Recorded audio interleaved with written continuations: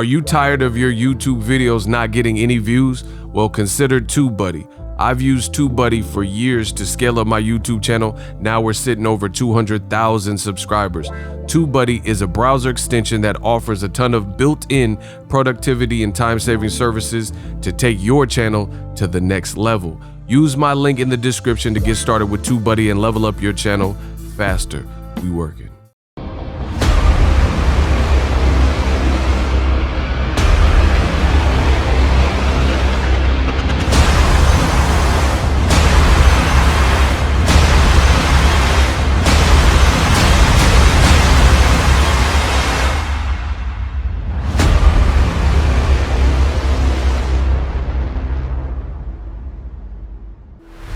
Looking like we're on par to see the return of Andy Ruiz Jr. First fight since teaming up with Eddie Reynoso. First fight since losing his title after just getting his title to the same man, Anthony Joshua. I'm going to talk about all that and more. Stay tuned to this video. What up, Fight World? It's your boy Ego, and I'm back with some more boxing. Make sure you smash the like button. Also, subscribe to my channel for the latest and greatest in boxing. If you want to become part of the gang, notification gang, y'all know what to do. So last year we got wind that Andy Ruiz was teaming up with Eddie Reynoso, famed trainer who works with Canelo Alvarez, also Ryan Garcia. And they said that he was going to come back and fight. One of the rumored fights for him was a fight with Chris Arreola. And all of a sudden, you know, we didn't really hear too much of that. We also heard rumblings last year that they were trying to, they being PBC, build up a fight between Luis Ortiz and Andy Ruiz. And Luis Ortiz did come back last year. However, Andy Ruiz did not. Now those same rumors have basically resurfaced, and they're saying Andy Ruiz could be back this spring again against, you guessed it, the nightmare, Chris Arreola. Now, I want to give my thoughts on the fight. Chris Arreola, he's going to be 40 this March. I'm also born in March at the end of the month, 25th, for my birthday.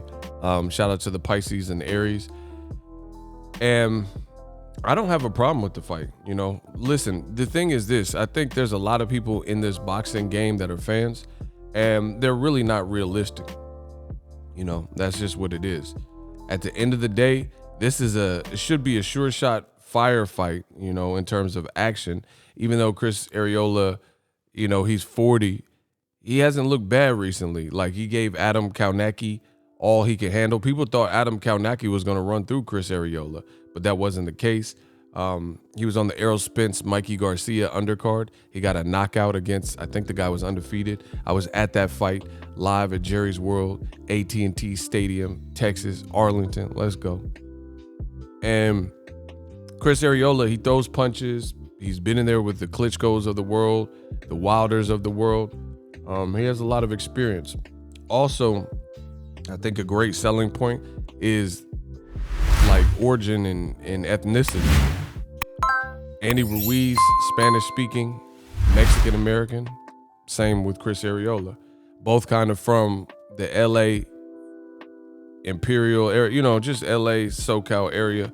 So I think it's going to hit on that market as well, you know, just because they're familiar. I mean, it's rare that you see two prominent heavyweight Mexican fighters, you know what I'm saying? Like in terms of like world level.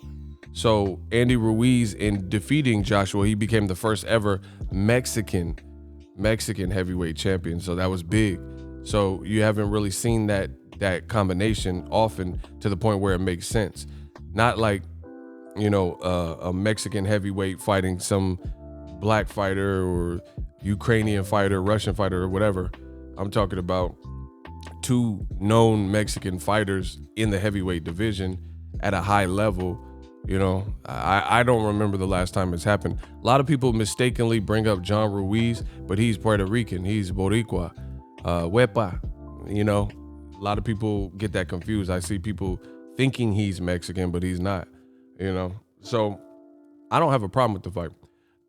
In addition to me thinking it will do well in terms of the market space, you know, we're in a pandemic year. It's two names, you know. Also, you have that Latino connection. But beyond that is boxing fans got to be realistic, which is what I was getting to earlier in this video. boxing fans, they want so much, but sometimes it's not realistic. The fact is, Andy Ruiz hasn't fought since December 2019. He sat the whole pandemic year out, and he switched trainers from Manny Robles to another trainer, Canelo's trainer, Eddie Reynoso. So you got to identify little patterns and, you know, get that chemistry going. So with the trainer switch and then, you know, at least a year layoff, I think he's deserving. And he lost. On top of all that, he lost to Joshua, and he was not disciplined, was not in shape. I mean, he deserves a fight, like, you know what I'm saying, a firefight, something that's kind of up to his speed, not to worry about chasing a guy around and stuff like that. Because he's coming off a loss, he's coming off of inactivity, and he's coming off a trainer switch, as I just mentioned. So I don't have a problem with the fight. I'll look forward to it. They're saying in the spring, hopefully we get some other good fights. They really should pair Kaunaki, Robert Helenius on the undercard, or at least bring Luis Ortiz back.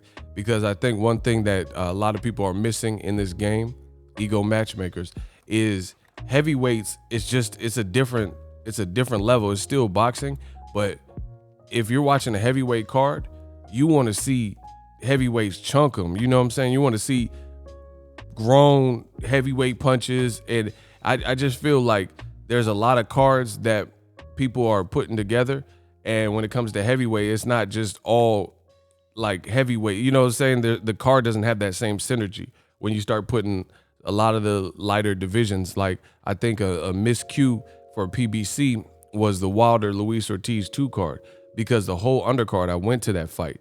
The undercard wasn't that great for that. It was Leo Santa Cruz. He didn't turn up a great performance versus Flores, you know, and that was at 130. They had Brandon Figueroa, and it's not a knock on these guys, but people were going to see the main event, Wilder versus Luis Ortiz, looking for big punches thrown. I think it helps when you have that same kind of energy throughout the card. At least another heavyweight fight that makes sense. You know what I mean? Especially a co-feature, that would be great. So if it's doable, I would like to see something like that, like Luis Ortiz and a tune-up on the co-feature, or, you know, Michael Coffey versus somebody, he's been looking sharp, or Robert Helenius, Adam Kaunaki co-feature. I think that'll just make this card bigger, better viewership and stuff like that, as opposed to like packing it jam full with a lot of the real light divisions. It almost kind of doesn't go together and blend as well, you know, and that's not to discriminate the lighter divisions. I'm just giving you my opinion on the kind of like the synergy of the card. Drop your thoughts in the comment section. What's next for Andy Ruiz? Do you like the Chris Arreola fight or hate it? Let me know something. We working. So if you enjoyed this video and want more content like this on the channel, you can show your appreciation by going to the PayPal donate button or the YouTube support button, and you can donate any amount that you feel is equivalent to the value of this video. Much more to come. Thank you guys for your support. Boxingego, the future of boxing.